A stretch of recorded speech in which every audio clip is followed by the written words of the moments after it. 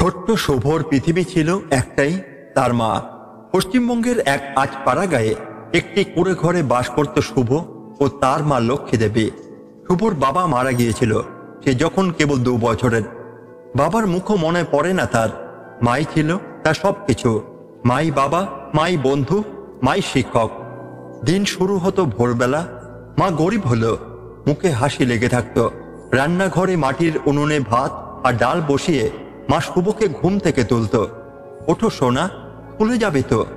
শুভ তখন আধমুখে চোখ মেলে বলতো, মা তুমি কি ক্লান্ত হও না? তুমি তো রাতে একটুকু ঘুমাও না।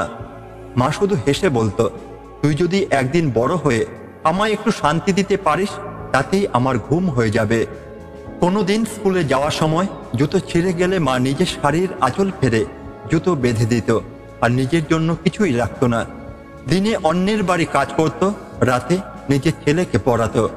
শুভ স্বপ্ন ছিল বড় হয়ে ডাক্তার হবে, কারণ একবার তার মা খুব অসুস্থ হয়েছিল আর গ্রামের একজন ডাক্তার অনেক তুচ্ছভাবে বলেছিল এদের চিকিৎসা করে কি হবে।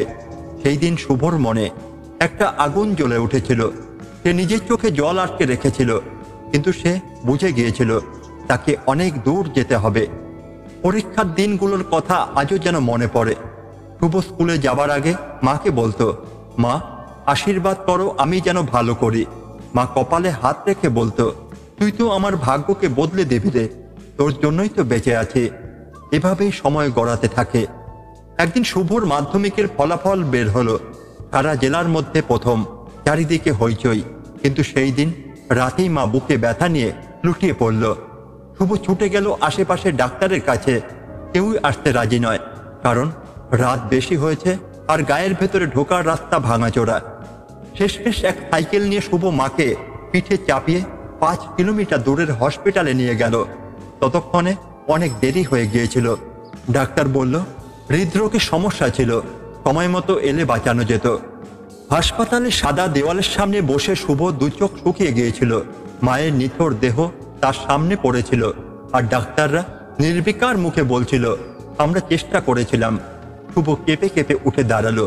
চোখের কোণ থেকে অশ্রু মুছে সে নির্ভর কণ্ঠে বলল, আমি ডাক্তার হব, গরিব মানুষের জন্যই হব, তোমাদের মতো নিষ্ঠুর মানুষদের মতো নয়। সেই রাতেই শুভর জীবনে সমস্ত কিছুর মোড় ঘুরে গেল। মায়ের চিতার পাশে দাঁড়িয়ে সে বলছিল, মা তুমি নেই ঠিকই, কিন্তু আমি প্রতিদিন তোমার মুখ মনে করে পড়ব। তুমি দেখবে একদিন আমি সবার চোখের সামনে তোমার ছেলে হয়ে দাঁড়াবো। মায়ের স্থিতি নিয়ে কিছুদিন কাটিয়ে শুভ কলকাতায় পাড়ি দেয়।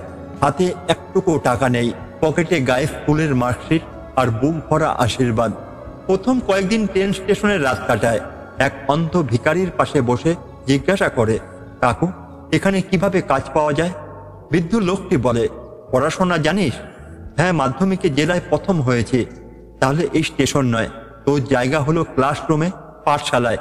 এই তোর জন্য নয়। বৃদ্ধ কাকু একটা পুরনো ঠিকানা লেখে, এক বৃদ্ধাশ্রমের, যেখানে একজন সন্ন্যাসিনী পড়া শেখান আর গরিব ছেলেদের থাকার ব্যবস্থা করেন। সেই আশ্রমে শুরু হয় শুভর নতুন লড়াই। সকালবেলা বাড়ি ঘরের ঠেলা টানার কাজ, দুপুরে কলেজ, রাতে মেডিকেল কোচিং এর ক্লাস। কিন্তু খাবার অনেকদিন খালি পেটে থাকতো শুভ। অনেক সময় রেল স্টেশনের উচ্ছিষ্ট খাবার কুড়িয়ে খেত, তবুও মুখে হাসি থাকতো, কারণ সে জানতো একদিন মা যেখানে চাইতেন আমি ঠিক সেখানে পৌঁছাবো।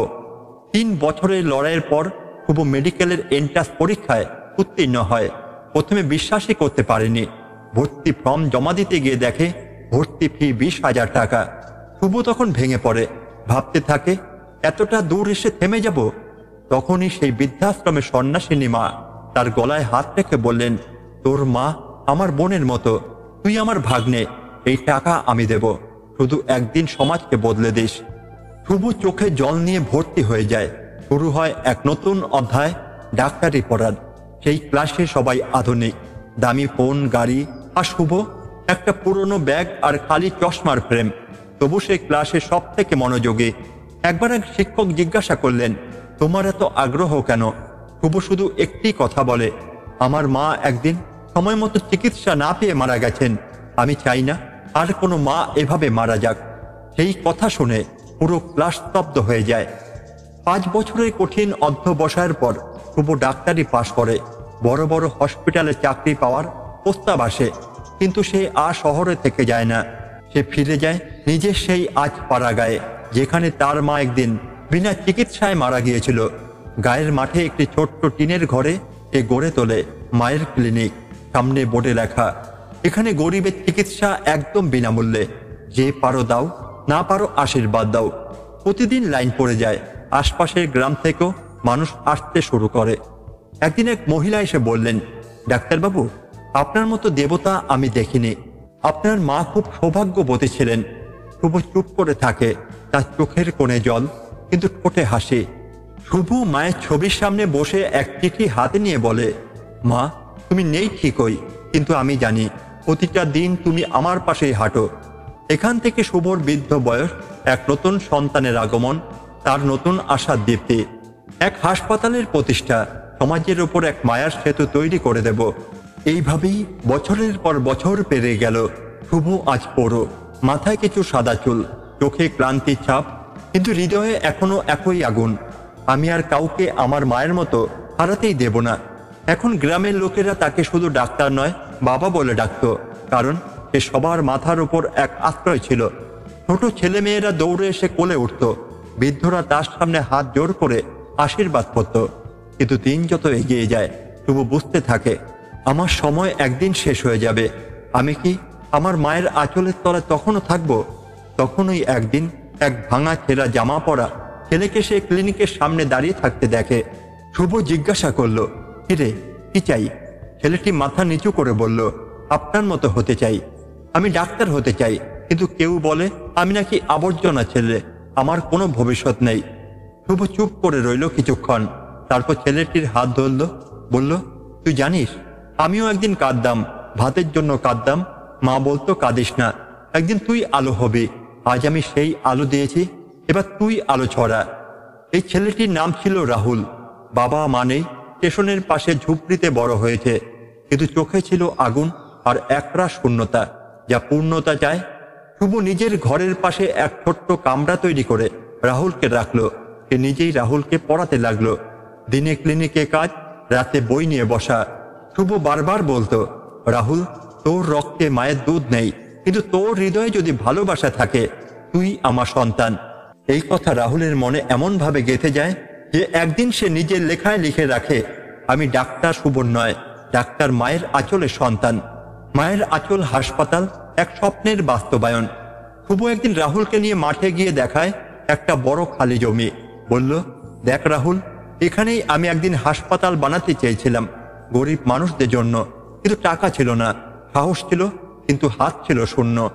রাহুল বলল, আমরা দুজন শুরু করি না, আমি ডাক্তার হব, আপনি আছেন, আর আছে মানুষের আশীর্বাদ। শুভ হেসে বলল, আশীর্বাদই তো একমাত্র সম্পদ, যার মূল্য টাকা দিয়ে হয় না। তারপর দুজন মিলে গায়ের মানুষের কাছ থেকে ছোট ছোট অনুদান, শ্রম, কাঠ, ইট, এমনকি পুরনো বিছানাও সংগ্রহ করে। 3 বছরের চেষ্টায় একদিন খুলে গেল মায়ের আঁচল চ্যারিটেবল হাসপাতাল। প্রবেশপথে বড় হরফে লেখা ছিল, জন্মসূত্রে নয়, ভালোবাসায় জন্মাই এই হাসপাতাল তাদের জন্য, যাদের কাছে চিকিৎসা ছিল এক স্বপ্ন। শেষ বয়সে মায়ের স্বপ্নে দেখা। শুভর বয়স তখন 75, চোখে আর আগের মতো স্পষ্ট দেখা যায় না, হাঁটতেও কষ্ট হয়। তবুও সে প্রতিদিন ভোরে ওঠে হাসপাতালের বারান্দায় বসে থাকতো। রোগীরা এসে বলতো, আপনি তো আমাদের প্রাণ। একদিন রাহুল এসে বলে, আজ আমি প্রথম একা অস্ত্রোপচার করব, আশীর্বাদ দিন। শুভ কাপা কণ্ঠে বলল, আজ তুই আমার থেকে বড় ডাক্তার, তুই শুধু চিকিৎসক নস, তুই একজন হৃদয় জয়কারী। রাতে শুভ ঘুমাতে যায়, তার হাতে মায়ের পুরানো ছবি, চোখ বন্ধ করে বলে, মা, আমি এসেছিলাম শূন্য হাতে, তোর আঁচল ছিল একমাত্র আশ্রয়। আজ তোমার নামে হাসপাতাল, সন্তান, সমাজ, সবকিছু আছে, এখন আমি যেতে পারি। ঘুমের মধ্যে শুভ দেখে এক আলোয় মোড়া পথের শেষে তার মা দাঁড়িয়ে আছে, সাদা শাড়িতে, মুখে প্রশান্তি। মা বলেন, তুই শেষ পর্যন্ত পারলি রে, এবার আয় আমার কোলে শো, তোকে আবার দুধ খাওয়াবো। পরদিন ভোরে রাহুল দেখতে পায় শুভ চিরনিদ্রায় মায়ের ছবির পাশে ঘুমিয়ে আছে, ওঠে এক প্রশান্তির হাসি। আজ মায়ের আঁচল শুধু একটি হাসপাতাল নয়, এটি এক আন্দোলন, এক ভালোবাসার নাম, এক আত্মত্যাগের ইতিহাস। রাহুল এখন তার মতো আরো শত শত শিশুদের গড়ে তুলছে, আর শুভ, তিনি আজও বেঁচে আছেন প্রতিটি রোগীর চোখে, প্রতিটি ভালোবাসার স্পর্শে, প্রতিটি মা শব্দে। রাহুল যখন শুভ নিথর দেহে পাশে বসেছিল তখন তার মনে হচ্ছিল যেন সমস্ত পৃথিবী থেমে গেছে। তবু হঠাৎ করে মনে পড়ে গেল শুভ সেই কথা, মরে গেলেই শেষ নয়, আদর্শ যারা বয়ে নিয়ে যায় তারা চিরজীবী। রাহুল চোখ মুছে মাথা উঁচু করে দাঁড়ালো। হাসপাতালের সামনে তখন শত শত মানুষ, কারো চোখে জল, কারো কণ্ঠে কান্না। কিন্তু রাহুল বলল, আজ শুভ স্যার আমাদের দেহে নেই, কিন্তু তার আদর্শ আমাদের হৃদয়ে রয়ে গেছে। আজ থেকে আমরা সবাই মায়ের আঁচলের সন্তান। শুভর মৃত্যুর পর রাহুল প্রথম যে কাজটি করল সেটি ছিল শুভস্থিতি স্কলারশিপ, একটি তহবিল যা গরিব ছেলে মেয়েদের চিকিৎসা পড়াশোনার জন্য দেওয়া হবে। এই তহবিলে ধনী লোকেদের কাছ থেকে নয়, গ্রামবাসীর কাছ থেকে 10 টাকা করে সংগ্রহ করা হয়। কারণ রাহুল বলেছিল, এটা ভিখারি না, এটা নিজের সন্তান গড়া তহবিল। 1 বছরে 20 জন ছাত্রছাত্রী স্কলারশিপ পায়। কেউ নার্সিং, কেউ ফার্মাসি, কেউ হোমিওপ্যাথি পড়তে শুরু করে। রাহুল তাদের প্রথম দিন বলেছিল, তোমরা শুধু পাশ করলেই হবে না, তোমরা হৃদয় নিয়ে ডাক্তার হবে। এক আশ্চর্য সাক্ষাৎ হলো একজন বিদেশি সাংবাদিক। একদিন মায়ের আঁচল হাসপাতালে একটি বিদেশি মহিলা আসে, হাতে ক্যামেরা, চোখে বিস্ময়। সে রাহুলকে বলে, আমি একটি ডকুমেন্টারি বানাচ্ছি ভারতীয় আদর্শ চিকিৎসকদের নিয়ে, কিন্তু এখানে এসে আমি শুধু একজন ডাক্তার নয়, একজন দর্শনের মুখোমুখি হয়েছে। রাহুল হেসে বলে, এটা আমার দর্শন নয়, এটা আমার বাবার দর্শন। শুভ স্যার বলতেন, চিকিৎসা হলো শুধু ওষুধ নয়, ভালোবাসার ছোঁয়া। এই বিদেশি সাংবাদিক ফিরে যায় না, সে থেকে যায় 6 মাস। রোজ রাহুলের সঙ্গে কাজ করে, শিশুদের খাওয়ায়, রোগীর পায়ে জল ঢালে। তার নাম ছিল ক্লারা। ক্লারা একদিন রাহুলকে বলে, আমি তো তোমার গল্প শুনতে এসেছিলাম, এখন আমি তোমার গল্পের অংশ হতে চাই। রাহুল চুপ করে থাকে কিছুক্ষণ, তারপর মায়ের ছবির দিকে তাকিয়ে বলে, তুমি যদি সত্যি থাকতে চাও তবে একটা শর্ত আছে, তুমি এই হাসপাতালকে তোমার সন্তানের মতো ভালোবাসবে। ক্লারা বলে, শুধু ভালোবাসবো না, আমি এখানেই জীবন কাটাতে চাই। নতুন দিগন্ত, মায়ের আঁচল মেডিকেল স্কুল। সময় পেরিয়ে যায়, ক্লারা ও রাহুল মিলে স্থাপন করে মায়ের আঁচল মেডিকেল ট্রেনিং ইনস্টিটিউট। গরিব ঘরের ছেলে মেয়েদের মেডিকেল অ্যাসিস্ট্যান্ট, নার্স, স্বাস্থ্যকর্মী হিসাবে প্রশিক্ষণ দেওয়া হয় এখানে। এই ইনস্টিটিউট শুধু পড়ায় না, শেখায়। রোগীকে শুধু শরীর হিসাবে দেখে না, তাদের হৃদয়ে পৌঁছায়। প্রথম ব্যাচ পাশ করার পর এক ছাত্র প্রশ্ন করে, স্যার, আমরা যদি শহরে চলে যাই তাহলে গায়ে কে থাকবে? রাহুল বলেন, যদি চলে যাও ভালো, কিন্তু কোথাও ভুলে যেও না তোমরা মায়ের আঁচলের সন্তান। মাথা উঁচু রেখো। একটি চিঠি, এক উত্তরাধিকার, এক নতুন সূচনা। বছর 25 পরের কথা। রাহুল এখন বৃদ্ধ, চুল পাকাচ্ছে, চোখে চশমা, হাঁটেন ধীরে, তবু প্রতিদিন ক্লিনিক পরিদর্শনে যান। একদিন এক মেয়ে আসে, খুব ছোট্ট, চোখে বড় চশমা, হাতে শুভর পুরনো বই। সে বলে, আমি শুভ স্যারের দৌহিত্রী, আমি জানতে পেরেছি আমার দাদু কি রেখে গেছেন, আমি এখানে থেকে কাজ করতে চাই। রাহুল স্তব্ধ, তার মুখের দিকে তাকিয়ে বলে, তুই শুভ স্যারের রক্ত আর আমি তার আদর্শ, আমাদের মিলনেই আবার শুরু হবে নতুন যুগ। রাহুল এখন ক্লারা ও শুভ স্যারের নাতনিকে নিয়ে নতুন স্বপ্ন দেখে। মায়ের আঁচল ইউনিভার্সিটি, যেখানে পড়ানো হবে শুধু চিকিৎসা নয়, মানবতা, সাহচর্য ও ত্যাগ।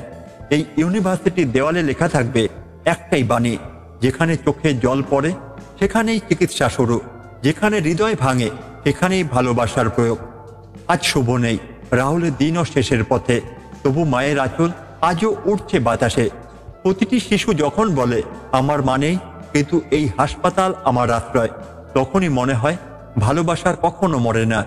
এক শুধু গল্প নয়, উত্তরাধিকার।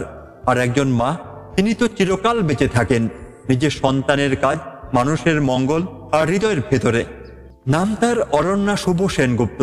কলকাতার এক নামকরা ইংরেজি মাধ্যম স্কুলে পড়াশোনা করেছে, মেডিকেল পাশ করেছে লন্ডন থেকে। অবশেষে এক চিঠি পেয়ে জানতে পেরেছিল নিজের রক্তের ইতিহাস। তার দাদু ডাক্তার শুভ ছিলেন এক আদর্শ, এক গরিবের ত্রাতা। তখনই সে সিদ্ধান্ত নিয়েছিল, আমার দাদু যেখানে থেমেছেন আমি সেখান থেকে শুরু করব। প্রথম দিন গায়ের ক্লিনিক থেকে বিশ্ববিদ্যালয়ের মাঠ, মাটি ভেজা পথ, তাল গাছ, আর মাঝখানে দাঁড়িয়ে থাকা এক বিশাল হাসপাতাল, মায়ের আঁচল।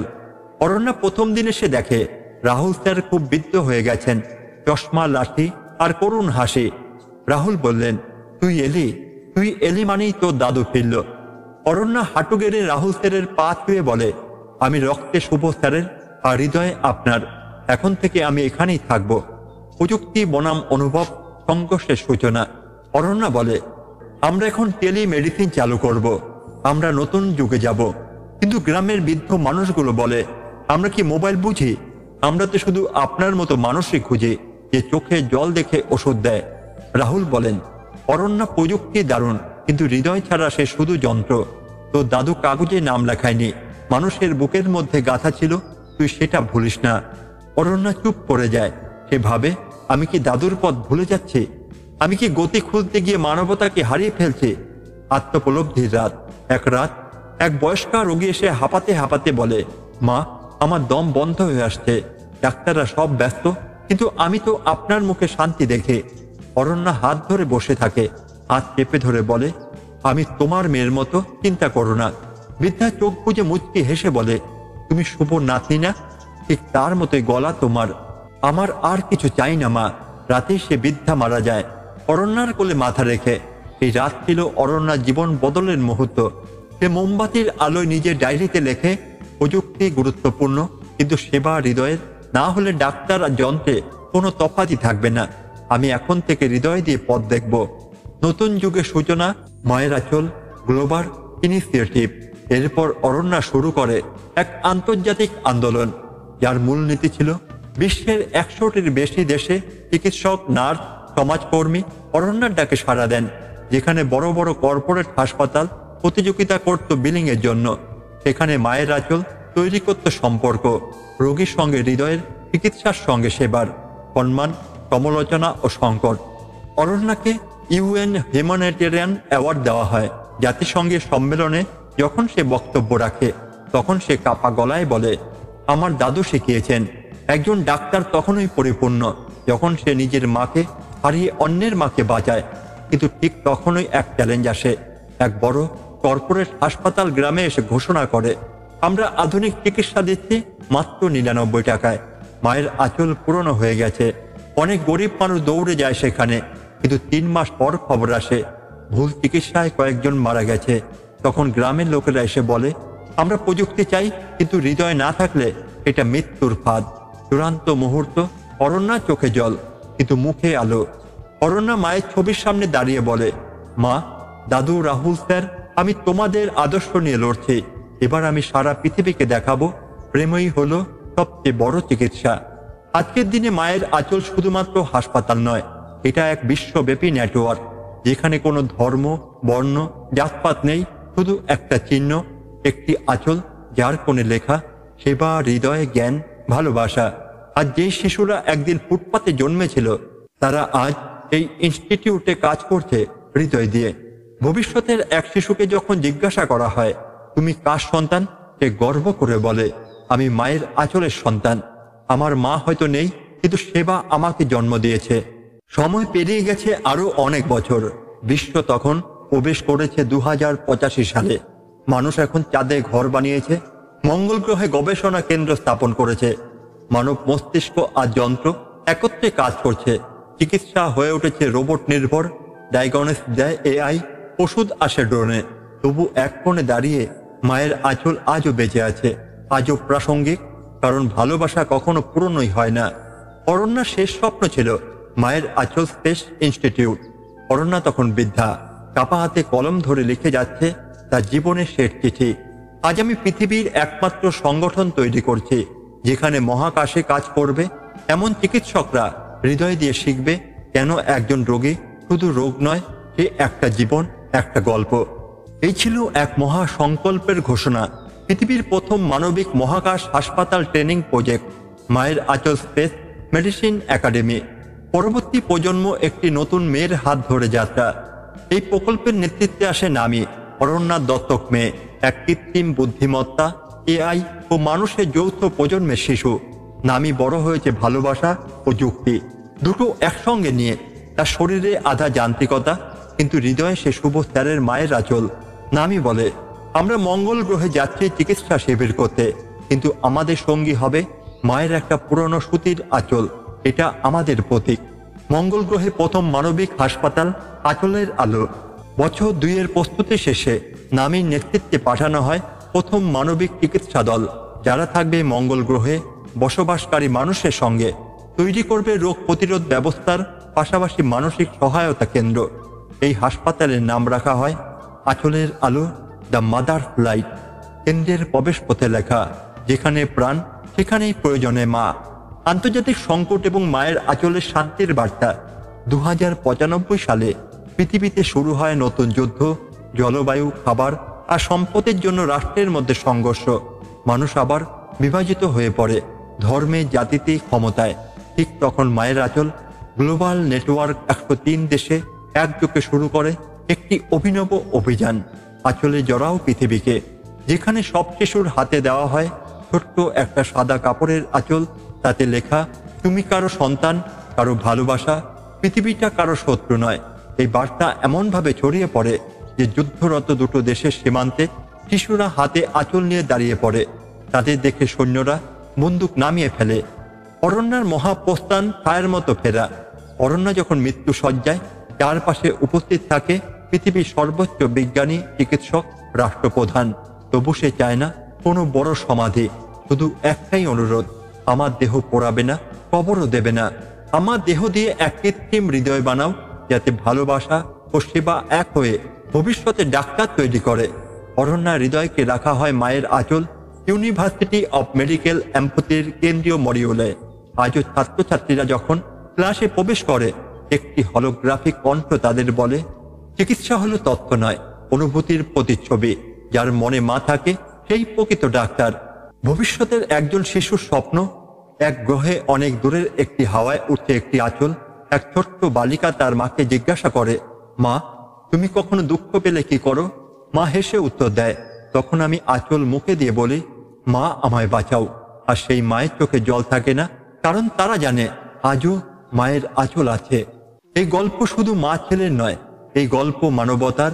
এক আঁচলের মধ্যে গাঁথা আছে শত শত মানুষের প্রাণ, হাজার বছরের ভালোবাসা। আর এক প্রশ্ন, আমরা কি আজও ভালোবাসা দিতে পারি? এক বালক দাঁড়িয়ে আছে পৃথিবীর শেষ আশ্রয়স্থল, মায়ের আঁচল ঘরের সামনে। তার হাতে একটি ছোট্ট সাদা আঁচল। আকাশে জ্যোৎস্নার আলো, হিম বাতাসে যেন শুভ। রাহুল, অরণ্যা, নামি সবাই বাতাসে ফিসফিস বলে চলছে, ভয় পেও না, আমরা আছি। বালক সেই আঁচল তুলে আকাশের দিকে তাকিয়ে বলে, আমি কারো সন্তান না হয়েও এখন জানি আমার মা আছে। এই পৃথিবী, এই মানবতা, এই আঁচল। আঁচল দিলি মা, চোখে জলে ধুয়ে, পাথর হৃদয়ে ভালোবাসা ছুঁয়ে। নাম নেই, ধর্ম নেই, রক্ত নেই প্রমাণ, মা তুই আছিস বলে বেঁচে আছি আমরা এখনো। আস্তে আস্তে পর্দা নামে, সাদা পর্দায় ভেসে ওঠে শেষ বার্তা, যেখানেই কেউ কাঁদে সেখানেই মায়ের আঁচল পৌঁছাবে। আর এই পৃথিবী যতদিন থাকবে, ততদিন থাকবে মা, ভালোবাসা আর এক টুকরো আঁচল।